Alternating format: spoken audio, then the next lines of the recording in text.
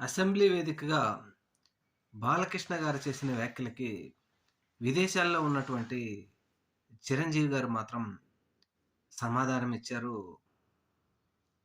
చిరంజీవి గారు చెప్తున్నది ఏంటి అంటే, "మీరు చెబుతున్నట్టుగా జగన్మోహన్ రెడ్డి గారు నన్ను అవమానించలేదు. మీ సినిమా 'వీరశివారెడ్డి' రిలీజ్ అయినప్పుడు గానీ, నా సినిమా 'వాల్తేరు వీరయ్య' రిలీజ్ అయినప్పుడు గానీ, మిగతా కొంతమంది నిర్మాతలతో కలిసి వెళ్లి జగన్మోహన్ రెడ్డి గారిని కలిసినప్పుడు ఆయన అవమానించలేదు.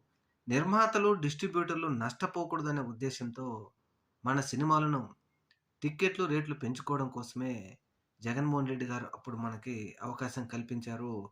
అందువలన నేను ఇప్పుడు విదేశాల్లో ఉన్నాను కాబట్టి, నేను భారతదేశం వచ్చిన తర్వాత అన్ని వివరాలు పంచుకుంటాను. జగన్మోహన్ రెడ్డి గారు నన్ను ఎప్పుడూ ఎక్కడ అవమానించలేదు" అని చెప్పడంతో, ఇప్పటివరకు దుష్ప్రచారం చేసినటువంటి యెల్లో మీడియా, పవన్ కళ్యాణ్ గారు సినిమా వాళ్ళని జగన్మోహన్ రెడ్డి గారు అవమానించాడన్న అబద్ధం మాత్రం ఇప్పుడు బట్టబయలైపోయింది.